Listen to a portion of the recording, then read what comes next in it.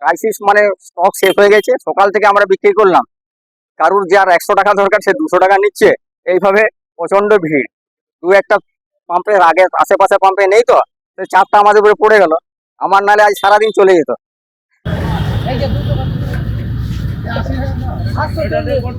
এটা কত দিতে হবে? 200 টাকা কাটো। এটা নয় লাগাবো, এটা নয় লাগাবো, ওটা লাগাতে বলে।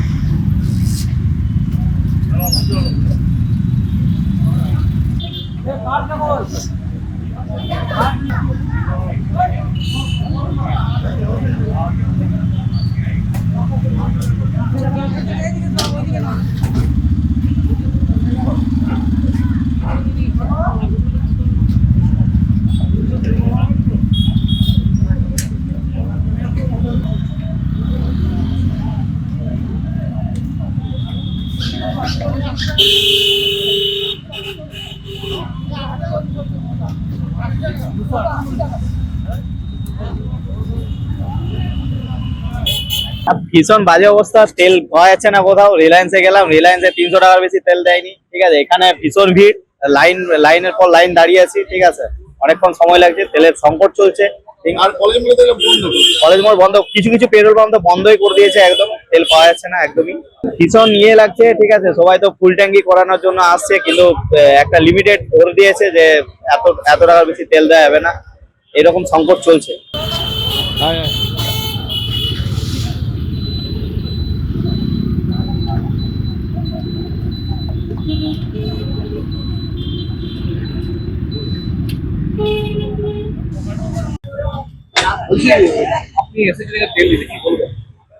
অ্যাকচুয়ালি তেল নিতে এসেছি, এর আগেও পেট্রোল পাম্পে খবর নিয়েছি, ওনারা বললেন না সেরকম একটা কোনো ক্রাইসিস নেই।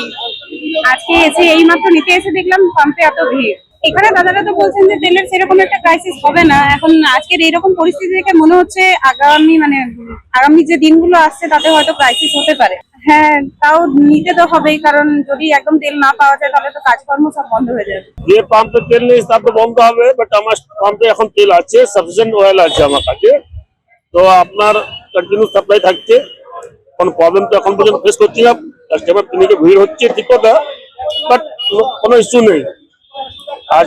গতকাল আমাদের তেল কোম্পানি সংস্থা আমাদের তেল দিয়েছে, আজকেও দিচ্ছি, তো এই তেল কন্টিনিউ এভাবে সাপ্লাই দিলে কোনো প্রবলেম ক্রিয়েট হবে না। কাস্টমার তো ভাবছে কি তেল পাওয়া যাবে না, তো আননেসারি অ্যাডভান্স কালেক্ট করে রাখছে তেল। এত আতঙ্কিত হওয়ার কিছু নেই। না না না, এখন পর্যন্ত আমাদের কাছে যা রিপোর্ট তাতে কোনো ভয়ের কোনো কারণ নেই। Rice to control.